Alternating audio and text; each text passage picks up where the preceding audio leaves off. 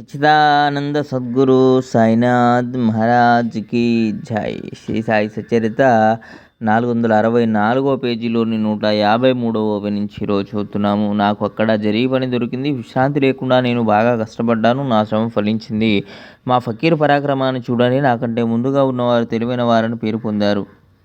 4 బాలురు పనిచేశారు. వారి పనికి కూడా విలువ కట్టారు. ఒకడు 50 రూపాయల పని చేశాడు. రెండవ వాడు 100, మూడవ వాడు 150. నాది అందరిది కలిపిన దానికంటే రెండింతలు. నా చాతుర్యాన్ని చూసి యజమాని చాలా ఆనందించాడు. నాపై ఎక్కువ ప్రేమతో మిగతా వారి కంటే అధికంగా నన్ను అభిమానించాడు. నాకు దుస్తుల్ని ఇచ్చాడు. తలకు పాగా, శరీరంపై శాలువని ఇచ్చాడు. కానీ నేను ఇచ్చిన వాణ్ణి అట్లే మూటకట్టి ఉంచాను. ఎవరైనా ఇచ్చింది ఏం సరిపోతుంది? ఎంత ఇచ్చినా అది ఎప్పుడూ అసంపూర్తిగానే ఉంటుంది. కానీ మా ప్రభువు ఇవ్వసాగితే కల్పాంతం వరకు ముగిసిపోవు. ఇవ్వగలిగేది ఒక్క మా ప్రభువే. వారితో సమానంగా ఇతరులు ఎవరు సరితూగగలరు? అపరిమితమైన దాన్ని పరిమితమని అనడం శోభిస్తుందా? మా ప్రభువు తీసుకో అని అంటారు. నన్ను ఇవ్వు అని అడుగుతారు. నా మాటను ఎవరూ లక్ష్యపెట్టరు. ఒక్క మాటైనా సరిగ్గా వినరు. మా ప్రభువు నిధి నిండి పొంగిపోతూ ఉంది. ఒక్కడైనా బండి తెచ్చుకోడు.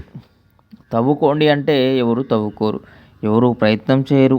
ఆ ధనాన్ని తవ్వుకోండి, బాగా దోచుకొని బల్ల మీద తీసుకొని పోండి. తల్లికి నిజమైన కొడుకు వలె నిధిని నింపుకోండి అని చెబుతాను. మా పరిస్థితి ఏమిటి? మట్టిలో కలిసిపోతుంది. గాలిలో కలిసిపోతుంది. ఈ సమయం మరల రాదు. మా ఫకీరు కళ, మా భగవంతుని లీల, మా ప్రభువు వేరు. నేను కూడా ఎప్పుడో ఎక్కడికో వెళ్ళిపోతాను. ఏదో స్థానంలో కూర్చుంటాను. కానీ ఈ జీవుడు మాయలో పడి మునకలు వేస్తుంటాడు. మాయ చాలా కఠినమైనది. నేను దానిని దీనంగా చేసేశాను. నేను అహర్నిశలు నా మనుషులను గురించి చింతిస్తుంటాను.